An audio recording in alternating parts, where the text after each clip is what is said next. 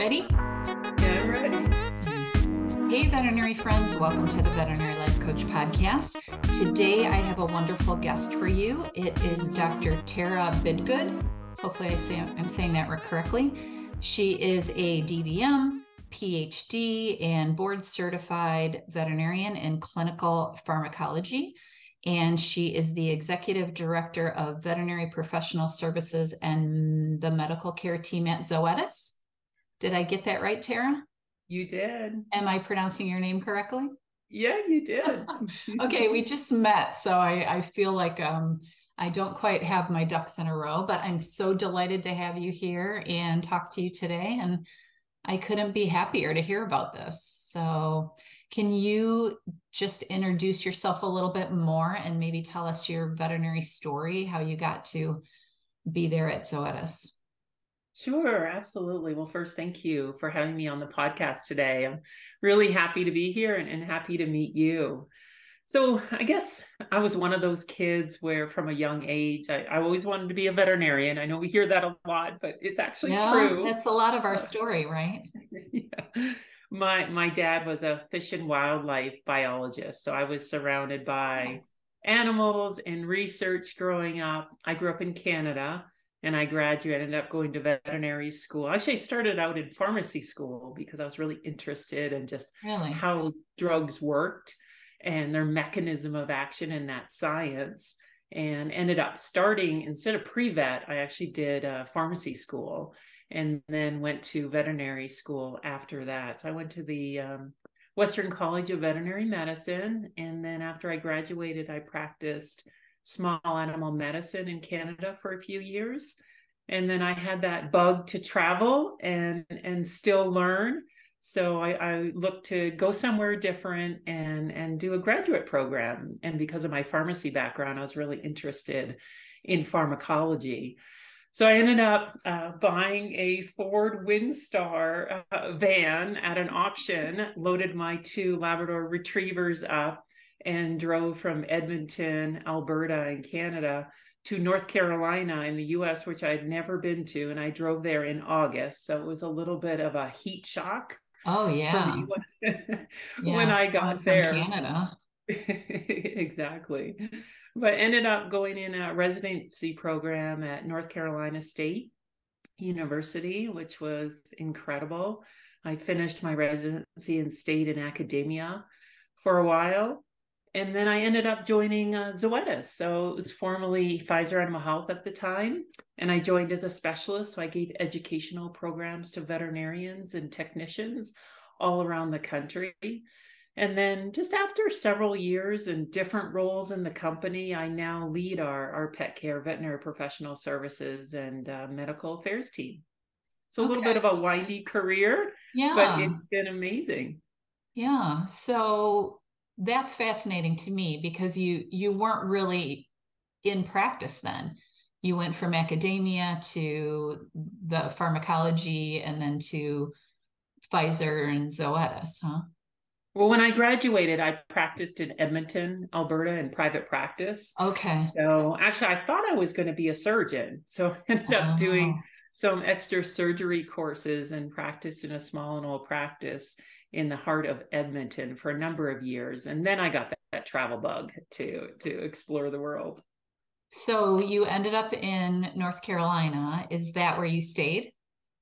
I stayed there for a little while. I stayed there for my program, and then I stayed on the academia side for a little while, and then my husband got transferred. So I ended up moving back out west and was going to go back into academia, but then interesting opportunity arose in Zoetis and Pfizer Animal Health at the time. So ended up trying and joining that team. So tell me what you do now in this department, because you're in charge. I'm sorry, I have a coughing dog. My dog got kennel cough. Oh, no. He coughs every once in a while. So if you hear someone hacking, it's my poor little dog. So tell me what you do now in Zoetis, because I think from what I was told is you're working on some well-being programs that Zoetis is developing. Is that correct? Yeah, so we have a number of teams within Zoetis, veterinary teams. On my team, we have over 60 veterinarians on the team that have different roles. Some of them are working with our sales representation, our reps in the field, providing education to customers. We have a specialist team. We have veterinarians that work in our inside digital sales teams. And then we have veterinarians that work in our headquarters that work very closely with marketing. So we have a number of different veterinary roles within my team. And I guess having experience in private practice for a number of years, then moving to academia and then industry and research, I've had personal experience around compassion fatigue.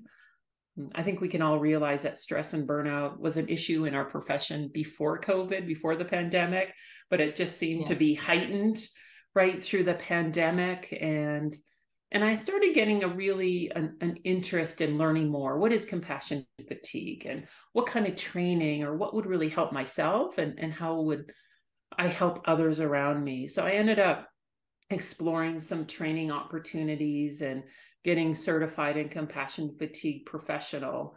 And several of my colleagues at Zoetis were also interested in this as well. So together, there's a group of us who have a passion around compassion fatigue. And really, we started and we developed a presentation around compassion fatigue and building resiliency and well-being. And we deliver that to veterinarians in the field. So when we visit veterinarians and provide workshops or lunch and learns, we have this training that we can provide. So that kind of springboard, and what else could we do? We have all these resources, we have this interest, and that really led us to develop what Project WAG is. And I can give you a little bit more detail on that. Yeah, tell me about that. I mean, I've got a lot of questions for you about compassion fatigue and all of that, but tell me about the program. Yeah, so Project WAG, and that's Wellbeing and Growth, is what WAG stands for. It's an initiative that we created for all veterinary healthcare team members. So it's a platform that gives easy access to resources and tools designed for self-care and designed specifically for veterinary professionals. I think we've recognized ourselves and with the people that we work with that the struggles that the veterinary team members are going through, and we wanted to support their well-being. So it goes beyond, I think we've done a really good job over the years bringing awareness to the well-being challenges in our profession. But what we really need is what kind of solutions are available. And if you start searching for them, you can get overwhelmed really quickly. There's a lot of great resources out there, but where are they? Do they fit what I need today? And if I'm in that kind of crisis mode, I'm not sure I have the time or the patience or even the mental stats to even look at what I need at that time. So this takes all of that into account, and it's very focused. This initiative is very focused on the solutions and the actions that the team members can take. And there's different solutions to match a team member what they need at that time. So the other thing I'll just highlight is we know well-being is probably one of the most important challenges that we're facing in our profession. When I see clinics, we're busier than ever. We're dealing with staff shortages, which I know with your practice and your experience as well, like it's stressful, and the cases aren't slowing down. Mm-hmm. Yeah, cases aren't slowing down, and even thinking of the diversity of cases that we see every day. It could be a vaccine, a puppy appointment, and then the next thing we're thinking of is a euthanasia for a beloved pet. Those are extreme emotions that we go through within the day as well. And our staff and our team members, they play such a vital role, right? They're our everyday heroes. I think of them, and caring this way can lead to that stress and that compassion fatigue. So not new, certainly an issue before COVID. And like I said, a challenge post-COVID, and recognizing these challenges, we really wanted to offer that support to the veterinary community with some very specific resources that we highlight on the site.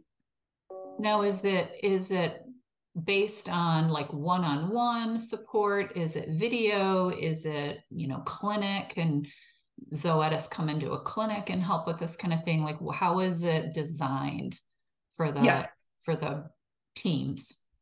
Yeah, so we do have veterinarians, like I said, that are trained around compassion, fatigue, and well-being, and we offer a workshop. It's more facilitated discussion to understand the science behind compassion, fatigue, and burnout, but more importantly, like talk about what would be a resilience. We call them resiliency antibodies.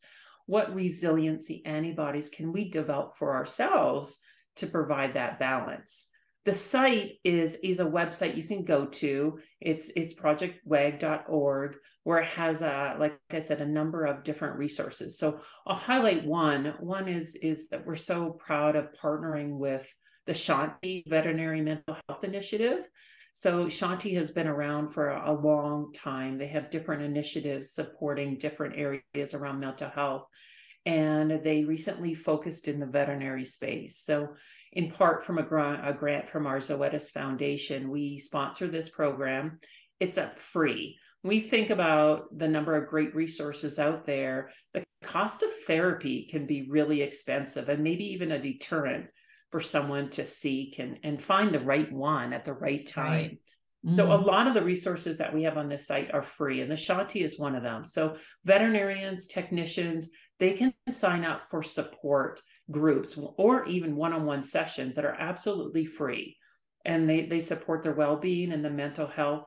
And the good thing is they have a mental health professional that facilitates all these sessions. So on the site is a link to the Shanti where you can sign up. I'm interested in, I think it's a 6-week course in a group setting with a licensed mental health professional leading those support groups, or you can have a one-on-one session. So free, you can sign up, but there's other organizations that do that as well. The Veterinary Hope Foundation is another great organization that offers those free support small group online sessions. And that's the other thing, it's online. So even if you don't live in a specific area or in a city that might offer group therapy, these are all online sessions that you can sign up for.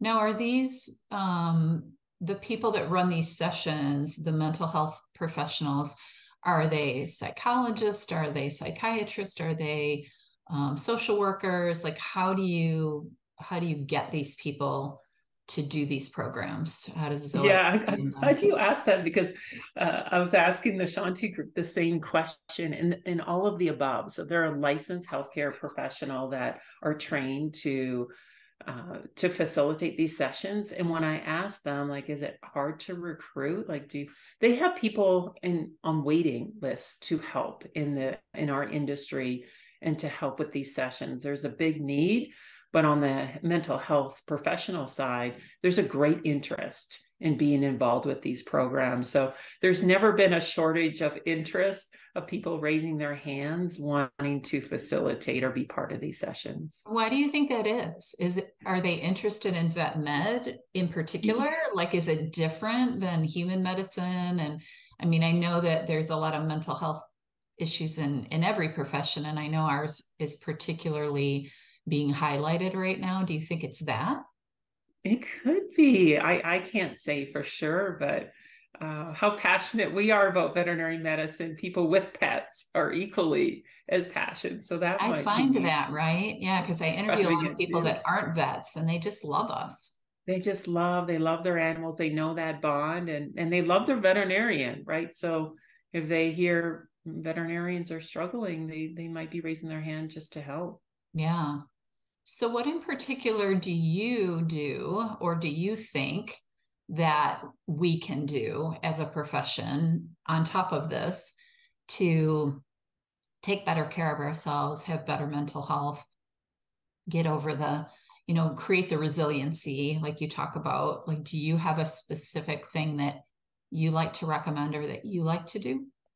Yeah, well, maybe from a couple point of views, from a Zoetis perspective, we're focused on 3 different areas. One is still building that awareness. I think education is key, not only education, but education for ourselves. Like I said, I went through that journey of really understanding how I was feeling or how my peers were feeling, and to really understand what those feelings are, why they happen, and where they might be coming from.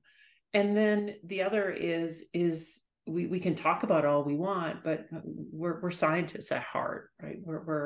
We're professionals at heart, and having that research to understand these things and why they're happening, but to really test what are the proven solutions that we can do, because there's individual solutions. We can do self-care for ourselves, and then there's also organizational things that we can do that can help the entire clinic or the profession. So I think we need to be focused on both of those. And then the other is just individual solutions. And Project WAG is more directed towards individual solutions, like getting help through small group therapies, but they also have community on there as well. One of the things that we highlight on the Project WAG that I think is great for clinics to check out is from the AVMA. So they do the workplace well-being program for practices. Mm-hmm. So that's an initiative where you can get the entire practice educated on the importance of well-being and institute certain things. Maybe it's schedule breaks. Maybe it's just making sure everyone has a lunch in the day and some breaks throughout the day to have that downtime. And I think one of the things that we educate through our compassion fatigue is understanding, which I think veterinarians can really relate to, is that when we're stressed and we're burnt out, we have that imbalance between the sympathetic and the parasympathetic nervous systems. And when we're in that fight or flight, we can't think. We can't, our logic part of our brain isn't turned on, and we're in this kind of threat mode. And to be able to get back in that parasympathetic mode through deep diaphragmatic breathing, taking breaks, communicating, finding that someone in the hospital that you can connect with, and having that friend and someone to kind of talk through what's bothering you. All those things help with your mental health and well-being. And it's great for an individual, but we've got to get clinics on board as well so that they're all in. Yeah. So how does Zoetis do that? Like, how are you getting into the clinics? I mean, obviously you're selling drugs to a lot of them, but how are you getting the word out and getting into the clinic on the bottom line? Like I have a problem with some hospitals that they just don't see it, or they pretend not to. So how are you getting in there and kind of pushing this initiative to get into the individual clinics? Yeah. Besides talking to me. Yeah. No, I think you raise a really good point, Julie, because people have to be interested in it and want it. So this isn't something that we just show up and do. It's when our sales representation are in the clinics and they're talking. They know the owners, they know the veterinarians, they know the technicians, and they bring awareness to Project WAG as a resource to the clinic. But also we have an opportunity for education. And if they're interested, and if they are interested, to be able to bring the education in, we need the clinic on board.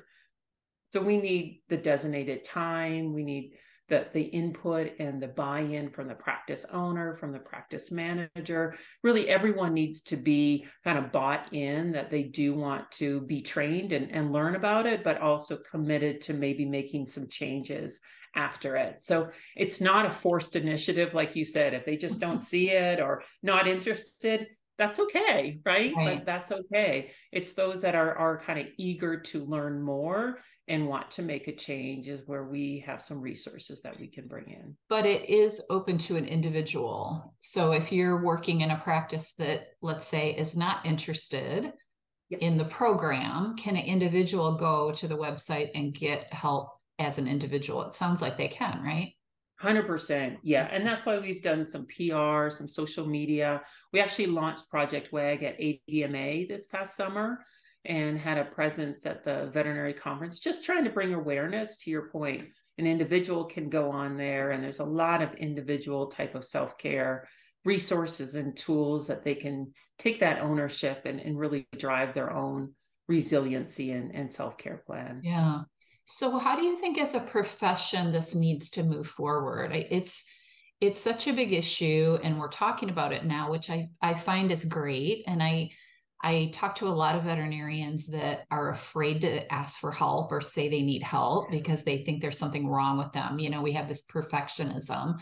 Like, how do you think we're doing? And then how do you think we need to do moving forward? I think there's been a lot of movement, and that's because of great organizations, Not One More Vet, the Veterinary Hope Foundation, AVMA, AHA, so many, and a lot of the local associations have really raised the awareness of it. It's not like when I graduated, you just put your head down and you work and you power through. You don't say anything. And then you go home and cry. And then you go home and cry. Yeah. Because you think you're the only one that is feeling because you think stress, you're the right? only one. Exactly. Yeah, that's how it was, right? Right. So when you think about it, it starts as students, and there's some great programs with the AVMC are putting together with students to start educating them. To your point, like, it's okay, we all feel this way, we all need to support each other, we need to make a change in our profession, and we're starting to get the resources to do it, we're starting to get the education to do it, and try to do this as a movement throughout the profession. But I think students are residents. We just did a resident well-being study with the AAVMC showing, pretty staggering results around stress and burnout with our interns and residents. And I think that published research highlights some of the challenges that we have. And that's a stimulus to start making changes and doing initiatives like Project WAG. We also have the Zoetis Pet Care Network, another platform within Zoetis that's really designed to help veterinary healthcare team members with efficiencies in the practice, which all contribute to your well-being, with practice tools, with education, all of this trying to help educate, but also improve those efficiencies within the hospital. Yeah. Yeah, I think it is such a large problem that it's going to take a lot of coordinated solutions in order to fix it, if it can ever be fixed. I mean, I think that there's always going to be some inherent stress in vet med, but if we can learn how to deal with it on a more healthy level and set boundaries so we can do better, I think it's always going to get better. Yeah. So what am I not asking you that I should be asking you? Because I know you're limited on time, so I want to make sure that we get it all in. Maybe just to highlight, so projectwag.org for folks if you want to check out that. Again, our Zoetis Pet Care Network is another great resource for all veterinary teams. It's free. There's just great resources on there that people can explore. It has news, videos, podcasts, has bite-sized information, newsletters, some examples that are on there. We've got 5 ideas to boost morale in your practice. Again, speaking to culture and well-being. Culture is a big thing for sure. Yeah, and culture ties all to it, right? If you're happy at work and you have a supportive culture, that contributes to your well-being. Sure, absolutely. There's information on the Zoetis Pet Care Network on, ensuring customer loyalty. And then we have some brand information. We just recently launched our Silencia product that supports and controls OA in cats. So we've got some information on our products as well, but a lot of tools and resources to support the day-to-day activities of veterinary healthcare team members. Yeah, and that's just at zoetis.com, huh? Yeah, you go to zoetis.com. It's the Zoetis Pet Care Network. Okay. Anything else you want to tell us about your career, what you do for mental health? Yeah, I'm still growing. I'm still learning. I think that's part of being resilient, is that you learn from others and you continue to apply those yourself to get better. And I think even through the development of Project WAG, I've met so many interesting people, so many different initiatives that I wasn't even involved with. I tried to implement them in my life. I'm busy. I've got 2 kids, a career, traveling. Like, there's a lot to balance there. And I tried to really take what I talk about and implement it in my own life to try to get that balance as well. Yeah, and I would agree with you that there's so many people in this profession that are so lovely that the more people you can meet, the more people you can do camaraderie with, the better your life will be I agree. as a Agree. veterinarian. Yeah. So I think you have to leave, right? I do. Yes. Okay. Well, it was short and sweet and wonderful. I really appreciate you being here. I think this is an amazing thing. You know, I'm all about this. So I would encourage people to check it out. I certainly will. And it was great meeting you. And I'm just happy to have you here doing the great work that you're doing for Zoetis and for this veterinary profession. Thank you, Julie. I really appreciate you being here and allowing me to be on the show. One thing maybe I'll leave with, because we have 2 more workshops left this year, is the Yeah. Beyond Medicine workshop. Okay. So we partner with the AHA organization, and we do a virtual workshop that's a free CE, open to veterinarians and technicians. This year, where our speaker is Josh Vaisman, and he focuses on the 4 P's of positive leadership. And I just highlight it because we have 2 workshops left, one on January 22nd and one on February 11th. So folks can go on the AHA website and sign up their team. It's aha.org /beyond, and they can register for the workshop. That gives them something to plan for their new year. Start off the new year, right? I love it. Well, thank you so much. This is Dr. Tara Bidgood, and I'm really happy to meet you. And maybe we can do this again sometime. I'm sure there's a lot more things that we could talk about. I want to hear more about your journey, but I know we have limited time. So I really appreciate you spending the last 30 minutes or so with me. Thank you. Happy holidays and Happy New Year. Thank you so much. Have a beautiful week, everyone. Bye. Thanks. Bye, Tara. Bye-bye. Bye-bye.